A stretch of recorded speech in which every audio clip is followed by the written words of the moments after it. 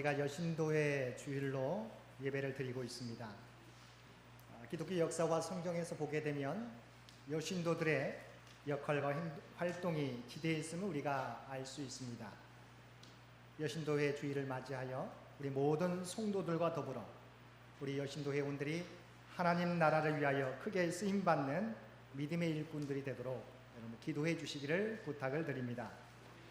21세기 가장 뛰어난 종교학자로 알려져 있는 하버드 대학의 하비 콕스는 영성, 음악, 여성이란 책에서 21세기는 성령과 여성과 음악의 시대가 될 것이라고 이야기하였습니다. 세속화되는 세상 속에서 교회는 점점 더 힘을 이루갈 것이라고 예상되지만 성령운동을 통하여 다시금 교회의 부흥이 일어나고 있다는 것입니다. 또한 이러한 영성의 부흥의 현장 가운데 여성의 역할들이 두드러지게 나타나고 있다는 것입니다. 이제까지 가부장적 질서 가운데 옥눌려 있었던 여성들이 영성의 부흥을 통하여 자유를 누리고 잘못된 질서를 깨뜨리고 교회 지도자들로 우뚝 서가고 있는 것입니다. 또한 이러한 영성 부흥의 도구로 음악이, 찬양이 중요한 역할을 하고 있다고 하비 콕스 교수는 주장하였습니다. 이처럼 21세기는 여성이 세상과 교회의 주역으로 서가는 시대입니다. 잘못된 질서를 깨뜨리고 새 시대를 열어갈 주역으로 하나님께서 부르시고 있는 것입니다. 이 시대를 향한 하나님의 계획을 깨닫고 교회 안에서 그리고 세상 가운데 주님의 일꾼으로서 온전히 쓰임받는 우리 여신도 회원들과 모든 성도님들 되시기를 바랍니다. 그렇다면 우리가 주님의 일꾼으로 서가기 위해서 필요한 것은 무엇입니까?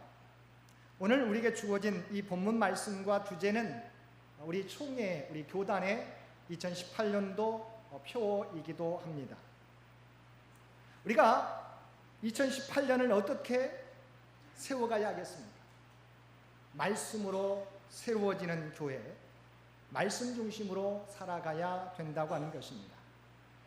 주님의 일꾼으로 서기 위해서도 마찬가지입니다.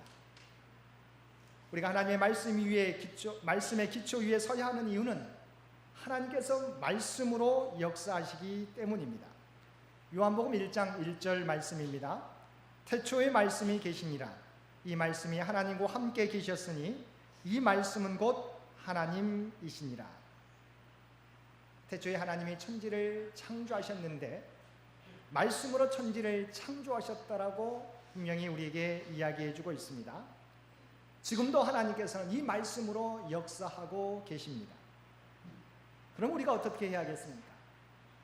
창조주 하나님이 말씀으로 자신의 뜻을 계시하고 계시기에 하나님의 말씀을 알기에 힘쓰고 그 말씀에 순종하며 살아가야 되는 것입니다.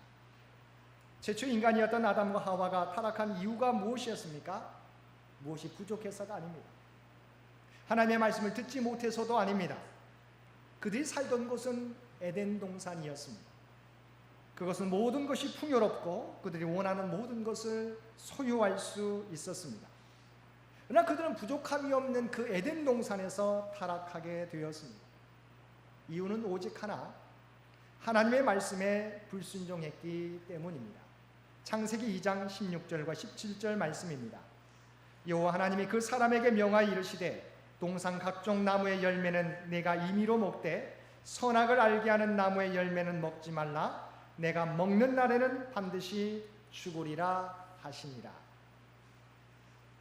아담과 하와가 이 말씀 속에 거할 때는 아무런 문제가 없었습니다.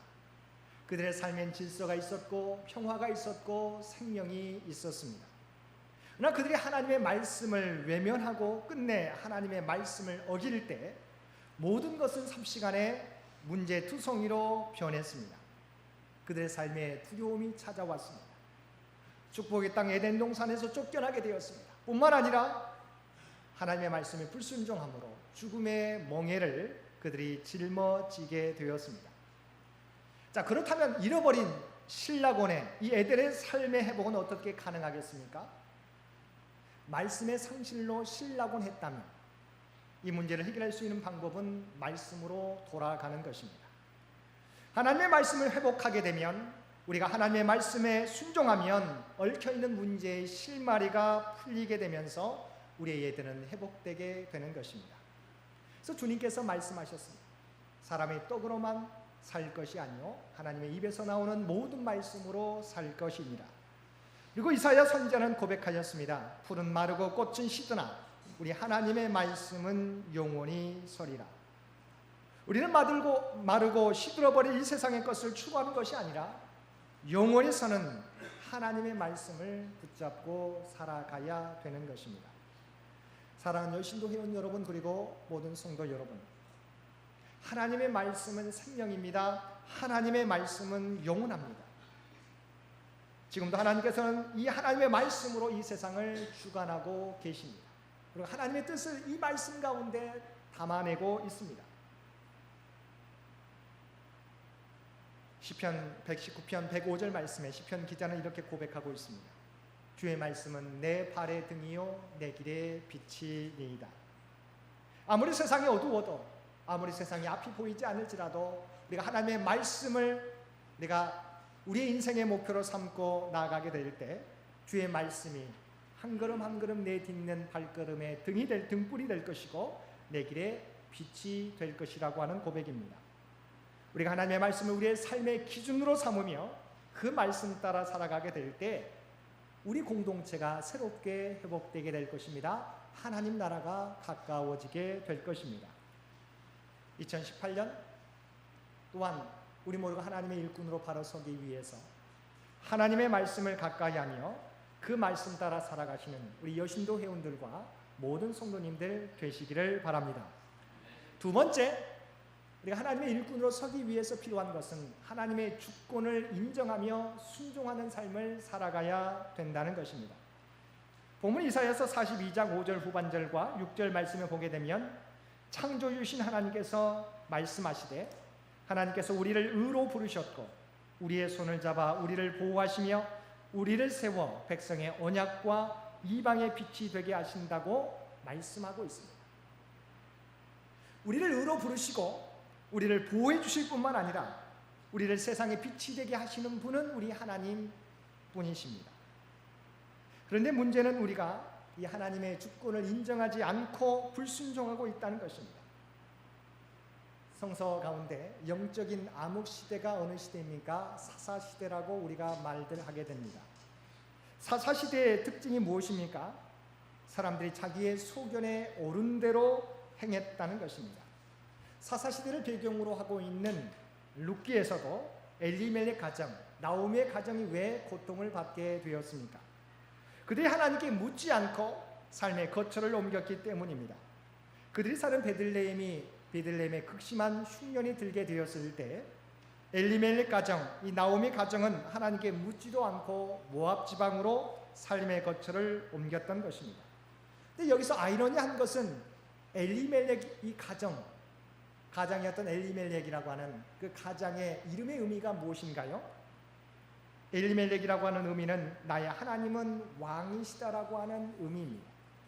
이름은 하나님은 왕이시다라고 고백하고 있지만 그의 삶은 어떤 문제가 있었을 때 하나님을 왕으로 인정하지 않고 하나님께 묻지도 않고 자기의 원하는 대로 행하게 되었다고 하는 것입니다.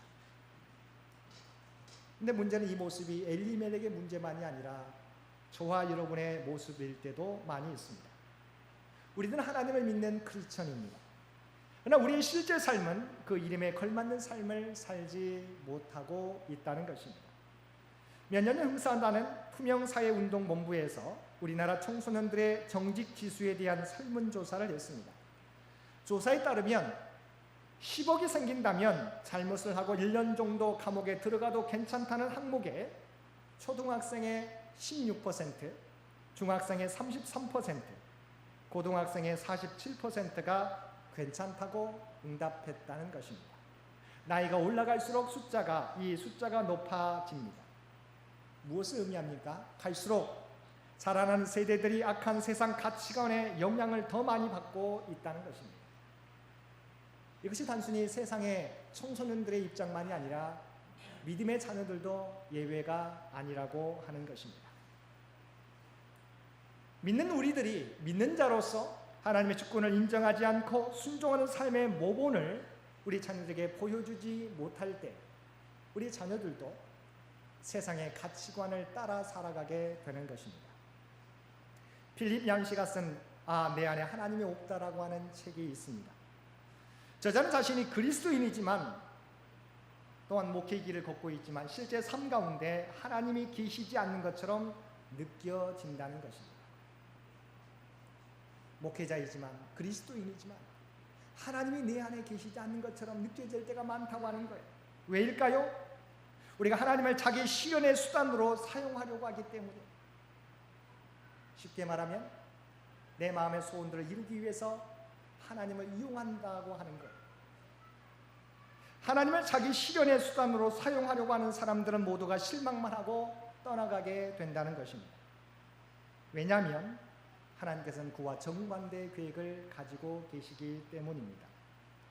하나님께서는 이 땅 위에 하나님의 뜻을 이루기 위해서 저와 여러분을 은혜의 도구로 사용하기를 원하시는 것입니다. 우리가 하나님을 내 꿈을 이루는 도구로 사용하는 것이 하나님의 뜻이 아니라 하나님께서는 저와 여러분을 하나님의 뜻을 이루는 은혜의 도구로 사용하기를 원하시는 것입니다. 우리가 하나님의 뜻에 순종하려고 하지 않을 때 우리는 하나님을 믿는다고 하지만 하나님의 말씀에 순종하지 않으면 우리의 삶은 점점 더 하나님에게서 멀어지는, 때로는 하나님의 일을, 하나님의 뜻을 가로막는 삶을 살게 되는 것입니다. 그래서 주님께서는 분명히 우리에게 이렇게 경고하고 있습니다. 나더러 주여 주여 하는 자마다 다 천국에 들어갈 것이 아니요 다만 하늘에 계신 내 아버지의 뜻대로 행하는 자라야 들어가리라. 19세기 독일의 실존주의 철학자였던 니체는 신은 죽었다라고 선포하였습니다. 자신이 목사의 아들로 태어났지만 그는 신은 죽었다라고 선포하였습니다. 그러자 유럽의 교회들이 이 이야기를 듣고 들고 일어났습니다. 그때 니체는 한술 더 떠서 이런 말을 했습니다. 신은 죽었다. 내가 신이 죽었다는 것을 증명하겠다라고 그 증거로 보여주는 것이 무엇인 줄 아십니까? 바로 교회의 모습이었다는 것입니다. 저 무기력한 교회를 봐라. 저 무기력한 교회가 신이 죽었다는 증거라고 그가 당당하게 선포했다는 것입니다. 하나님을 믿는 교회가, 하나님을 믿는 그리스도인들의 모임인 교회가 교회답지 못할 때 바로 그곳은 하나님을 드러내는 장소가 아니라 도리어 하나님이 죽었다는 비참한 증거가 되었던 것입니다. 사랑하는 여신도 회원 여러분, 그리고 성도 여러분, 우리가 믿음대로 살지 못하면 하나님의 영광을 드러내기는커녕 도리어 하나님의 영광을 가리우는 죄를 범하게 될 것입니다. 우리 교회가 신이 죽었다고 하는 것을 증명하는 비참한 좌로로 쓰여지는 교회가 아니라 하나님은 지금 이곳에 살아계신다, 오늘도 하나님은 역사하신다라고 그것을 보여줄 수 있는 우리 교회가 되어야 될 줄로 믿습니다. 그러기 위해서는 우리가 하나님의 주권을 인정해야 될 줄로 믿습니다. 그리고 어렵더라도 세상에 그렇게 살아가지 않더라도 우리는 하나님의 말씀에 순종하며 살아가야 될 줄로 믿습니다. 우리가 하나님의 주권을 인정하고 하나님의 말씀에 순종하며 살게 될 때 하나님께서는 부족한 저와 여러분을 하나님의 은혜의 도구로 사용해 주실 것입니다. 하나님의 말씀이 삶의 중심이 되는 우리 여신도 회원들과 모든 교우들 되시기 바랍니다. 세 번째, 우리가 주님의 일꾼으로 쓰임받기 위해서 준비해야 되는 것은 온전한 믿음이라고 하는 것입니다. 혹시 여러분 세렌디피티라고 하는 말을 들어보신 적이 있으십니까?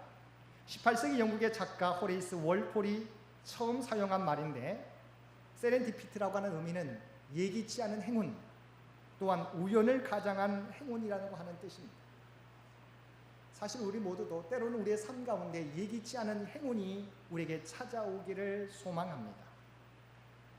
그러나 세렌디피티의 축복은 준비되지 않은 자에게 오지 않을 뿐만 아니라 온다고 할지라도 준비되어 있지 않으면 그 축복을 우리가 누리지 못하게 되는 것입니다. 20세기 가장 유명한 지휘자 중 하나인 토스카니니의 일화는 유명합니다. 첼로 연주자였던 그는 시력이 대단히 나빴습니다. 그래서 그는 모든 악보를 외워야 했습니다.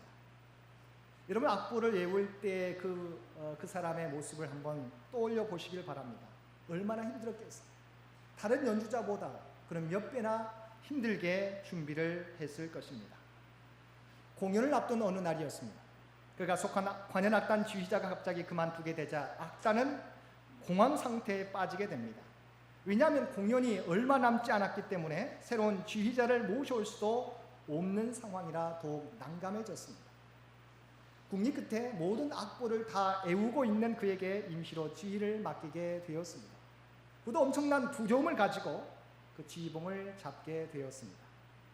그런데 그가 지휘하는 그 연주가 그 어떤 지휘자보다도 뛰어나게 천재적인 능력으로 지휘를 하였고 많은 사람들의 찬사를 받게 되었습니다. 이렇게 해서 20세기 불멸의 지휘자로 알려진 토스카니니가 탄생하게 되었던 것입니다. 우리가 성경을 통해서도 확인할 수 있는 것은 하나님께서 하나님의 구원의 역사를 이루어 가실 때 준비된 믿음의 사람들을 통하여 하나님의 구원의 역사를 이루어 가신다는 사실입니다.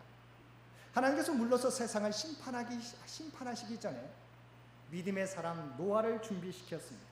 이 노아를 택하셔서 방주를 100여 년 가까이 준비하게 하시고 하나님의 구원의 계획을 이어가게 하셨습니다.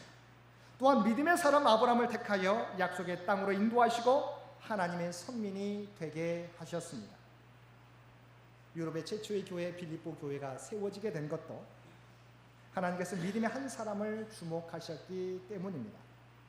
우리가 잘 알고 있듯이 사도 바울은 제2차 전도 여행 때 제1차 전도 여행 지역이었던 소아시아 지역을 다시 한번 돌아보려고 했어요. 그런데 성령께서 계속 막으시는 겁니다. 왜 그럴까? 그런 가운데 마게도냐인의 환상을 그가 보게 되고 그래서 소아시아가 아닌 마게도냐로 유럽으로 넘어가게 됩니다. 유럽의 첫 성인 빌립보에 이르게 되었을 때 그런 복음을 전하기 위해서 먼저 유대인 회당을 찾게 됩니다. 유대인들은 10명만 모여도 회당을 먼저 짓기 때문에 그런데 유대인 회당을 찾을 수가 없었습니다. 그래서 그는 사람들이 많이 모일 만한 강가로 나가 그곳에 모여있는 여인들에게 복음을 전하는데 그곳에 누가 있었습니까? 우리가 하나님을 섬기고 있었던 루디아라고 하는 여인이 있었습니다. 바울이 말씀을 전하게 될 때 주께서 루디아의 마음을 열어 그 말씀을 받아들이게 하셨습니다. 그리고 루디아가 바울을 자신의 집에 청하여 집안의 모든 사람이 세례를 받게 하였고 자신의 집에 유하라 강권하여 그곳에서 말씀을 들으니 그것이 유럽의 최초 교회 빌립보 교회가 되었던 것입니다. 하나님께서는 회당도 없는 빌립보 성에서 하나님을 섬기는 자색 옷감 장사 루디아라고 하는 한 여인을 주목하셨던 것입니다. 바울 사도도 알지 못했어요. 그러나 하나님은 루디아라고 하는 하나님을 섬기는 여인을 준비하셨습니다. 그리고 바울 사도를 루디아에게로 인도하셔서 하나님의 복음을 전하게 하시고 유럽의 첫 교회 빌립보 교회가 세워지도록 인도하셨던 것입니다. 이방인 고넬료를 부르실 때도 마찬가지입니다. 고넬료는 이방인으로서 로마 이달리아 부대의 백부장이었습니다. 그러나 그는 하나님을 경외하는 사람이었고 백성을 구제하며 하나님께 기도하는 사람이었습니다. 그가 오후 3시 때 하나님 앞에 기도하게 될 때 하나님께서는 이 고넬료의 믿음을 보시고 하나님의 천사를 보내주셨습니다. 그리고 고넬료에게 뭐라고 말씀하셨습니까? 내 기도와 구제가 하나님 앞에 상달되었다라고 말씀해 주셨습니다. 주님의 제자들도 이 고넬료가 누구인지 알지 못하는 상황 속에서 하나님은 이방인이었던 백부장이었던 고넬료에게 주목하시고 하나님의 천사를 보내주셨어요. 내가 내 기도와 구제가 하나님 앞에 상달되었다고 말씀해 주셨어요. 그리고 마침 그 근처에 요빠라고 하는 곳에 베드로가 와 있었는데 요빠에 있는 베드로를 청하여 하나님의 말씀을 들으라고 명령하셨어요. 베드로가 그 집에 와서 말씀을 전하게 될 때 성령이 그 가운데 임하게 되어서 그들이 하나님을 찬양하게 되었고 방언을 말하게 될 때 베드로가 성령이 그들 가운데 임하는 것을 보면서 그들에게 세례를 베풀게 되었어요. 이방인 가정이 하나님의 복음으로 구원받는 역사가 일어나게 된 거예요. 그런데 이 역사는 여기에 그치지 않습니다. 얼마 후에 예루살렘 회의에서 이방인 선교가 마땅하냐 그렇지 않느냐고 논쟁이 벌어지게 될 때 베드로가 고넬료 가정에 벌어졌던 이 일을 그들에게 설명하게 됩니다. 내가 고넬료 이방인 가정에 가서 복음을 전했는데 성령이 그 가운데 임하게 되었습니다. 이방에 있는 그들이 하나님을 찬양하게 되었습니다. 방언을 말하게 되었습니다. 그래서 그들에게 세례를 베풀게 되었습니다. 이것은 하나님의 뜻입니다라고 베드로가 전하게 되자 예루살렘 회의에서 이방인 선교가 정당화되었던 것입니다. 이처럼 하나님께서는 준비된 믿음의 사람들을 통하여 하나님의 교회를 세워가시며 하나님의 구원 역사를 드러내시는 것입니다. 사랑하는 여신도 회원 여러분, 그리고 창현교회 모든 성도 여러분, 하나님은 지금도 누구를 찾고 계실까요? 믿음의 준비된 사람을 찾고 계시다는 것입니다. 사람들은 외모를 보지만 하나님은 지금도 오직 하나님을 바라보며 신실하게 하나님의 말씀에 순종하는 사람을 찾고 있습니다. 여신도 주일을 맞이하여 우리 창현교회 여신도들이 그리고 창현의 모든 성도들이 오직 주님을 바라보며 주님의 말씀에 순종하며 살게 될 때 하나님께서 저와 여러분을 기억하시고 주님의 놀라운 도구로 사용해 주실 것입니다. 2018년 새해가 밝았습니다. 여러분, 하나님은 지금도 하나님의 사역을 감당할 사람들을 찾고 계십니다. 여신도 주일을 맞이하여 저와 여러분이 어떻게 준비해야 되겠습니까? 다시 한번 말씀으로 새로워지며 믿음 가운데 살겠다고 결단하는 저와 여러분 되시기를 바랍니다. 우리가 온전히 말씀으로 세워지게 될 때, 또한 그 말씀 앞에 순종하며 살겠다고 결단하게 될 때 하나님께서 우리가 부족할지라도 우리를 들어서 하나님의 놀라운 구원의 사역을 맡겨주시고 감당케 해주실 것입니다. 오늘 말씀을 기억하시고 우리가 무엇을 향해 달려가야 될지, 무엇을 중심으로 살아가야 될지, 하나님의 말씀을 중심으로 그 말씀에 순종하며 살겠다고 새롭게 결단하시며 주님 앞에 서게 되는 우리 창현의 모든 가족들과 여신도 회원 모두가 되시기를 주님의 이름으로 간절히 축원드립니다. 함께 기도드리겠습니다. 사랑하는 가 충만하신 아버지 하나님, 여신도회 주일을 맞이하여 또한 2018년을 맞이하여 우리가 어떻게 살아가야 될지 주의 말씀을 통해서 우리에게 들려주시니 진심으로 감사드립니다. 하나님께서 말씀으로 천지를 창조하시고 지금도 역사해 주심을 믿고 하나님의 말씀을 우리의 마음판에 새기고 그 말씀을 중심으로 살아가는 우리 모두가 되게 하여 주시옵소서. 아무리 세상에 썩어져 갈 것들을 위하여 살아갈지라도 우리 믿음의 사람들 그리스도인들은 오직 하나님의 말씀을 중심으로 그 말씀에 순종하며 살아가는 우리 모두가 되게 하여 주옵소서. 이 모든 말씀 우리를 구원하여 주신 예수님의 이름으로 간절히 기도드리옵나이다. 아멘.